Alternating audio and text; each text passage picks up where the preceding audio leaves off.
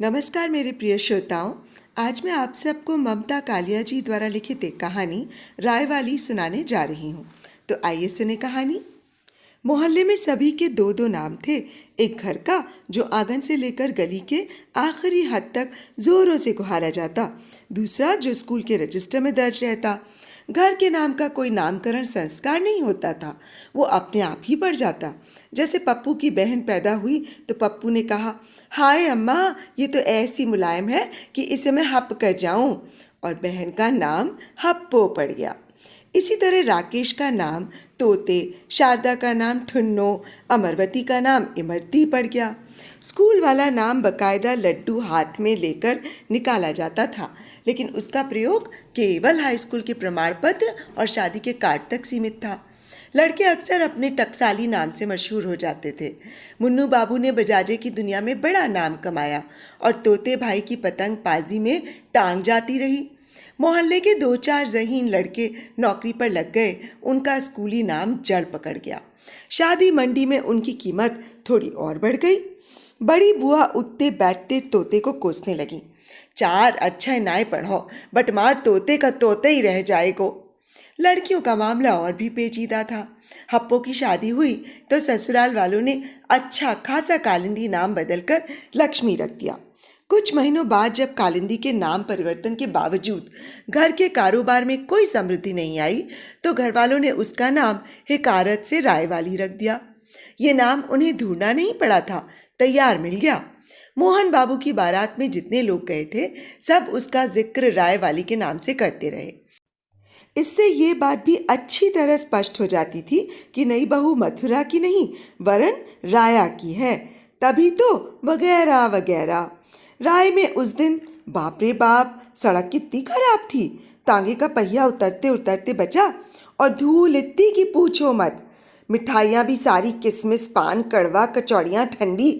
मोहन बाबू की माँ इन सब बातों को तो भूल सकती थी, लेकिन वो कुछ और बातें बर्दाश्त नहीं कर सकती थी। जैसे राय की औरतें साबुन ज़्यादा खर्च करती हैं, नमक कम डालती हैं, इनमें सेवा भाव की कमी होती है और इन्हें नींद बड़ी जल्दी आ जाती है। परिवार के एक बुजुर्ग बारात की विदाई पर सवाक चिंता प्रकट कर चुके थे। राय की छोरी मथुरा के मोहन को कैसे संवारेगी, योग ठीक हो जाए तो है। मोहन बाबू ने ये सुना था और अपने अंदर एक नवीन गुरुता का बोध किया। बावजूद किराए की शेरवानी, चूड़ीदार पजामा, साफ कलगी के, साथ ही साथ उसने ये भी मान लिया कि इस वक्त लड़की लघुता के बोझ से ही सिर लटकाए बैठी है। घर पहुंचने पर मोहन के पिता लाला जग्गोमल ने नवविवाहित बेटे की पोशाक वापस करने में वो तत्परता दिखाई कि 20 मिनट के अंदर दूल्हा घर में केवल लंगोट पहने नजर आ रहा था। उसकी माँ जल्दी से पट्टीदार पजामा और मोटी पॉपलिन की पीली कमीज निकाल कर लाई, जो खास तौर पर इस मौके के लिए सिलवा कर रखी गई थी। अब जब शादी हो गई थी, दो दो बार नाम परिवर्तन हो चुका था, बहू को महीने भर बरत लिया था, सबका एक मत था, राय की छोरी कामकाज में कोरी। परिवार के बच्चों का उत्साह नए सदस्य के प्रति अभी भी शिखर पर था। सूरजभान कौतुक से कालिंदी की आलता रंगी एड़ियाँ और मेहंदी रंगी हथेलियाँ देखता और अपनी अम्मा के पीछे पड़ जाता। अम्मा, तू भी रंग लगा ले। उसकी अम्मा बाएं हाथ का एक चांटा गाल पर जमा देती। सब हाथ पांव रंग कर बैठ जाए तो काम कौन करे, तेरी सास। कालिंदी बर्तन रगड़ते रगड़ते अपने हथेलियों पर राख का धुंधलापन देखती और चुप रह जाती। कुनबे में कहीं जौनार बढ़ार होती तो यही जेठानी उसके झाले, बेंदी, चुटीला और चांदी की चोपदार कमरपेटी बांधकर इतराती हुई पान की गिलौरी मुंह में दबाती और कालिंदी को सुनाती, देखा हम पे कितनी सस्ती है तुम्हारी ये मामूली रकम, पहनने का ढाब हो तो ठीकरे भी जवाहर। सास सिर मटकाती, मथुरा की छोरी की बाहर ही और होती है। मथुरा 3 लोग से न्यारी ठहरी, साक्षात बंसी वारे रहे हैं यहाँ पर। मथुरा वारे खड़े से दूध पीते हैं। जो खुशबू वाला तेल यहाँ के छत्ता बाजार में मिले है, राय में वाको नाम भी ना जानत है कोई, चाहे जैसे पूछ लो। कालिंदी का पति अभी स्वतंत्र रूप से कुछ करता नहीं था, वो पढ़ता भी नहीं था। हालांकि कालिंदी के माँ बाप उसकी पढ़ाई के खाते में अब तक 500 रुपये, एक हाथ घड़ी, एक कंबल और एक टीन घी दे चुके थे। ये चीज़ें घर में भी नज़र नहीं आती थी। मोहन की बहन की शादी में ये चीज़ें हस्तांतरित हो गई थीं। इनकी बाबत एक बार कालिंदी ने पूछा तो मोहन ने झिड़क दिया, अपने काम से काम रखा करो, बेफिजूल नहीं फंसा करो, औरत है ये सपट्टर। कालिंदी ने 8 जमातें पास की थीं। उससे आगे पढ़ने के लिए राय में स्कूल नहीं था। मोहन 7वीं में 3 बार फेल होकर अब बाप की दुकान पर बूरा तौलता था। उसने अपने बाप को माँ से और भाई को भाभी से बात करते वर्षों सुना था। उसे पता था औरतों से कैसे बात करनी चाहिए। पता तो उसे और भी बहुत कुछ था, पर उसकी इस गृहस्थी में ज़्यादा गुंजाइश नहीं थी। रात 10 बजे वो दुकान का आखिरी दरवाज़ा बंद कर घर आता, व्यालू करता और माँ के पांव दबाता। ये उसका रोज़ का नियम था। माँ दुनिया जहान की बातें करती रहती। जब बातें चुकने का खतरा पैदा होता, माँ भजन शुरू कर देती। मोहन उबासी लेता हुआ संगत करता और अंततः हिम्मत बटोर जैसे ही उठकर जाने की कोशिश करता, माँ अपनी आवाज़ उठाकर पुकारती, अरे ओ, क्या नाम राय वाली, ज़रा मेरी कमर तो दबा जा। टुकड़ा टुकड़ा नींद की अभ्यस्त कालिंदी अचकचा कर उठ बैठती। देखती पति अभी तक सो नहीं पाया है। उसका मन मोहन के प्रति नरम हो जाता। उसे छुट्टी दिलाने की खातिर वो बरामदे में आ जाती और देर तक माँ की कमर पर श्रम करती। माँ की सामाजिकता इस वक्त शिखर पर होती। नाक सो तेल ले ले, हाँ जे जे बहुत दुख तो है राम जी, नाक जोर से दबा, दर्द की नस पकड़ के खींच। अब शरीर बहुत थक गयो। तू तो ब्याही आई तो लुगाई थी, मैं 11 साल की ब्याही थी। मेरी सास खड़े से पैर दबाती थी सारी सारी रात। ये जो अगले दांत टूटे हैं तभी के हैं। खड़ी खड़ी एक बखत ऊँग गई। सास ने दूसरी टांग वो कस के चलाई कि गिरी सामने की चौखट पे धम्म से। ऊपर के 4 दांत मगज में चढ़ गए। अब वो जमाने नहीं रहे, अब तो बहुओं का राज है। कालिंदी को याद आता, अभी पिछले सावन में तो वो सहेलियों के साथ झूला झूला करती थी। नन्ही नन्ही बुंदिया रे, सावन का मेरा झूलना। एक झूला डाला मैंने अम्मा के राज में, हो अम्मा के राज में। संग में सहेलियां रे, हिलमिल के मेरा झूलना, नन्ही नन्ही बुंदिया रे। शांता के गाना शुरू करने पर कालिंदी शरारत से गाना आगे बढ़ाती। एक झूला डाला मैंने सासू के राज में, आधी आधी रतियाँ रे, चक्की का मेरा पीसना नन्ही। तब सब सहेलियाँ खिलखिलाकर हंस पड़ती। पौ फटने से पहले कमर शांत नहीं होती थी। कुछ ही देर बाद एकदम शोर मच जाता। नल आ गए, नल आ गए, बड़ी कूंड एकदम खाली पड़ी है, कपड़े धुलने हैं, बाल्टियां भरनी है, रात बर्तनों में चूहियां मूत गई हैं। अरे बहू, तूने तो कुंभकर्ण को मात कर दियो, शर्म कर, दिन चढ़े भरतार को लेकर सोई पड़ी है।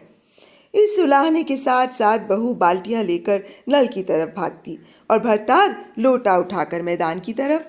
बाद में यही मोहन भयंकर वेश्यागामी हो गया।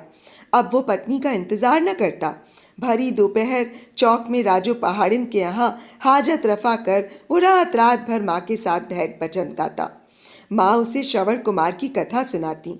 वो संकल्प करता कि वो श्रवण कुमार से भी अधिक महान बनेगा। माँ उससे पैर दबाती, वो सिर भी दबा देता। राजू की नथनी के सपने लेता, वो माँ के खटोले के पास ही अपना झिंगोला बिछा लेता। लेकिन ये बातें उसकी निजी थीं, जैसे अंटी में बंधे रुपए।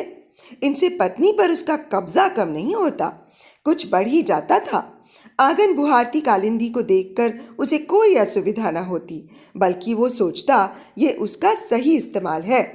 सीने पिरोने काढ़ने चुनने की शौकीन कालिंदी ढोलक भी बहुत बढ़िया बजाया करती थी। राय में कोई ब्याह शादी उसकी ढोलक के बिना आरंभ न होती। बचपन में आटे के कनस्तर पर ही हाथ आजमाया करती। ज़रा बड़ी हुई तो कोठरी में टंगी ढोलक उसकी अच्छी साथी बन गई। सहेलियाँ चिढ़ाया करती, अपने ब्याह में भी ये खुद ही बजाएगी, हमारी बजाई तो इसे पसंद ही नहीं आएगी। माँ ने पचरंगी ढोलक दहेज में दी थी। ससुराल में एक एक चीज़ की शिनाख्त कुछ इस प्रकार की गई कि ढोलक फालतू सामान सी बच्चों के हाथ पड़ गई। सूरजभान का छोटा भाई ब्रजभान पहले उससे कुर्सी का काम लेता रहा, फिर पहिए का।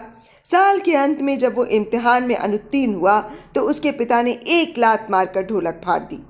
पतुरियों वाले शौक रखता है, पहले नाक पोंछना तो सीख। पूरे 105 रुपये पानी में मिल गए। अगले बरस तेरी फीस फिर से कौन भरेगा? तेरा ससुर? कालिंदी का कलेजा फट कर रह गया। उसे लगा ये लात उसी को मारी गई है। ऐसे अपमान अब अजनबी नहीं रहे थे। फिर भी वो इनकी आदी नहीं हो पाई थी, बल्कि रोज़ पहले से ज़्यादा चोट महसूस होती थी। व्यक्तित्व के सभी हिस्से मार खा खा कर कच्चे और कमज़ोर पड़ गए थे। ऐसे मौक़ों पर उसे लगता कि मोहन के स्वतंत्र होने से पहले ही वो ढोलक हो जाएगा। दाऊजी बाऊजी के सामने वो बोल भी क्या सकती थी? पति के सामने उसने दो एक बार बोलने का प्रयत्न किया था, लेकिन उसने पाया कि मोहन के दिमाग में बोरों की गिनती, माँ का गठिया और घर का खर्च कुछ इस तरह भरा है कि किसी चर्चा की वहाँ गुंजाइश नहीं। उल्टे वो कालिंदी से पूछता, क्या बात है, घर में कोई भी तुमसे खुश नहीं है? एक बार कालिंदी ने कहा था, मैं भी तो खुश नहीं हूँ। तुम्हारी खुशी क्या होती है? तुम कोई लाट कलेक्टर हुई हो? लाट कलेक्टर की जाई तो वे भी नहीं है। कालिंदी का इतना कहना था कि मोहन पंचम स्वर में चीखने लगा, जुबान लड़ाती है, बदजात कहीं की। मेरी माँ को कुछ कहा तो जीभ काट कर धर दूंगा। शोरगुल सुनकर तमाम अदालत हाजिर हो गई। तुरंत नालिश हुई। प्रत्यक्ष गवाहों की कमी नहीं थी। माँ की प्रचंड मुद्रा ने न्यायाधीश की भूमिका अदा की और मोहन ने बतौर सजा पास रखा पीतल का लोटा दंड से मुजरिम के सिर पर दे मारा। कालिंदी को चक्कर आ गया। उसे उसी हाल में पड़ी छोड़ सब मोहन की खुशामद में लग गए। आगरे वाले से बात पक्की हुई होती तो आज ये दिन न देखना पड़ता।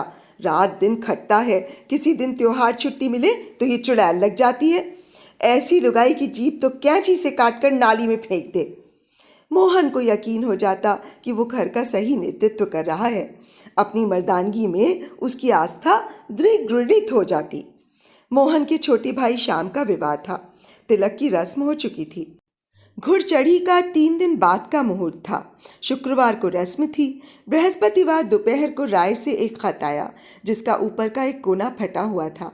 पत्र सबसे पहले बच्चों का हाथ पड़ गया। बच्चे कुछ देर आपस में ये सलाह करते रहे कि ये चिट्ठी मिलकर बाँच ली जाए। बड़ा बच्चा होने के नाते सूरज भान ने चिट्ठी पढ़नी आरंभ की। हमेशा की तरह पोस्ट कार्ड पर टेढ़ी मेढ़ी लाइनें खींच बिना किसी विराम चिन्ह लिखा था, प्रिय बेटी हप्पो राजी रहो। आगे यहाँ का समाचार शुभ नहीं। तुम्हारी मैया सोमवार 7 बजे पेट के फोड़े में चीरा लगते ही सरगवास कर गई। बड़ी तकलीफ पाई। मछली की नाई तड़प तड़प के पिरान निकले। लल्ला बाबू तब से रोते भये चिट्ठी को तार समझ फौरन से पेशतर पहुँचो। तुम्हारे बाबू। मजमून पढ़ बच्चों के होश उड़ गए। वे दौड़े दौड़े अंदर गए और बर्तन मांजती राय वाली के पास दूर से ही चिट्ठी पटक इधर उधर खिसक गए। घर से आया पोस्ट कार्ड देख कालिंदी लहक कर उठी। राग भरे हाथों से ही उसने चिट्ठी पकड़ ली। एक बार पढ़ी, कुछ समझ नहीं आया। उसने पलटकर पता देखा, फिर पढ़ी। जैसे ही उसे यकीन हुआ वो अवसन्न जहाँ की तहाँ बैठ गई। कुछ देर बाद सास अपनी दैनिक गश्त पर निकली तो पाया काम अधूरा छोड़ राय वाली आराम फरमा रही है। उसने अपना तरकश संभाला और एक बार चलाया। तब तक सन्न बैठी राय वाली की ऐसी हृदय विदारक चीख निकली कि घर तो घर, दुकान के लोग भी जुड़ गए। सास एकदम हवन्नक हो गई। लो, मैंने न कुछ कहा न सुना, बस यहाँ से गुजरी तो इसे चुड़ैल चढ़ गई। कैसी इंजन जैसी चिल्ली मारी है कमबख्त ने। पोस्ट कार्ड कुछ क्षण बाद बरामद हुआ, जब कालिंदी अचेत होकर एक को लुढ़क गई। पत्र पढ़कर सब सोच में पड़ गए। ब्याह का मौका था, बेहिसाब काम था। आपस में सलाह मशविरा कर ये फैसला हुआ कि इस वक्त राय वाली को राय भेजना ठीक नहीं। घर के काम में घर के लोग काम ना आएंगे तो क्या गैर आएंगे। इसीलिए रात में जब से सकते कालिंदी ने पति से कहा कि वो उसे जल्द से जल्द राय पहुंचा दे, तो उसने फैसला सुना दिया। कालिंदी को विश्वास न हुआ। हटो, ये क्या मजाक है, ऐसे में भी कोई रोकता है। मोहन तमक कर बोला, मजाक करते होंगे तेरे यार, हम तो साफ बात करते हैं। कालिंदी अड़ गई। मैं तो ज़रूर जाऊंगी, सब कहेंगी माँ के मरने में भी नहीं आई। मोहन भी अड़ गया। सोच लो, ये घर या वो घर। इस मौके पर चली गई तो वापस घुसने न दूंगा, पड़ी रहना सारी उम्र बाप के द्वारे। कालिंदी सन्न रह गई। ये तो उसने सोचा भी ना था। एक मन हुआ आधी रात में उठकर भाग जाए। लल्ला बाबू के आंसू भरे चेहरे आंखों में उतर आए। पर उसके हाथ अधेला भी न था। रात भर माँ आंखों के आगे घूमती रही, तरकारी काटती, पराठे सेकती, उसके बाल गूंथती, हंसती, लेटती, बैठती, उठती, चलती फिरती माँ। सुबह घर मेहमानों से भर गया। पूरी, कचौड़ी, मिठाई, नमकीन, बच्चों की धक्का-पेल, नाइन की गाली गलौज में कब सुबह हुई, कब दोपहर, कुछ पता न चला। कालिंदी सूखा मुँह लिए सारा दिन दौड़ती रही। शरबत बनाती, पत्तल लगाती, पैर छूती, पानी पिलाती। सास ने कहा, कल से बुखार है इसे, पर देवर के ब्याह का उत्साह तो देखो, बिना खाए पिए जुटी हुई है। शाम 4 बजे जब गीतों के लिए औरतों ने ढोलक संभाली, कालिंदी का सिर फटा जा रहा था। वो अपने कमरे में जाकर पड़ गई। सारा दिन काम करते, उठते, बैठते माँ की सूरत आंखों के आगे मंडराती रही थी। अब एक बार की बांध टूट गया। तभी बाहर से औरतों की चहल पहल, राय वाली कहाँ गई, राय वाली को बुलाओ, शुरू हो गई। उसके साथ ही कालिंदी को अपने सिरहाने सास की दबी घुड़की सुनाई दी। मेरे घर में आज के दिन असगुन न मना राय वाली, कल अपने घर जाकर जी भर रोइयो। कालिंदी उठी और औरतों की महफिल के बीच आ गई। ढोलक उसकी तरफ सरकारी गई। एक बार फिर माँ की सूरत उसकी आंखों के सामने कौंध गई। उसके हाथ नहीं उठे। सबका संवेद उलाहना, शोर तमाशा, सास की बनैली आंखें देख उसने पलक मूंद कर जबरन हाथ उठा, एक हल्की सी थाप लगाई और ढोलक उसके हाथों में खनकती गई। कुछ चंचल लड़कियां उठकर नाचने लगीं। कालिंदी भी ढोलक छोड़कर खड़ी हो गई और सबके साथ मिलकर उसने वो चक्करदार लहरिया नाच नाचा कि सारी महफिल दंग रह गई। साथ उठी लड़कियां हाफ गईं, लेकिन कालिंदी नाचती रही और तब तक नाचती रही जब तक नाचने वालों के बीचों बीच गिरकर चारों खाने चित्त न हो गई। तो अभी आप सुन रहे थे ममता कालिया जी द्वारा लिखित एक कहानी राय वाली। दोस्तों, आपको कहानी और मेरा वाचन कैसा लगा मुझे ज़रूर बताइएगा। और यदि अच्छा लगा हो और आपने यदि अभी तक मेरा चैनल सब्सक्राइब न किया हो तो उसे सब्सक्राइब अवश्य कर लीजिएगा और मेरी कहानियों को लाइक और शेयर भी। और हाँ, बेल आइकन ज़रूर दबा लीजिएगा जिससे मेरी आने वाली कहानियों की नोटिफिकेशंस आपको मिलती रहें। तो अब मुझे इजाज़त दीजिए। नमस्कार।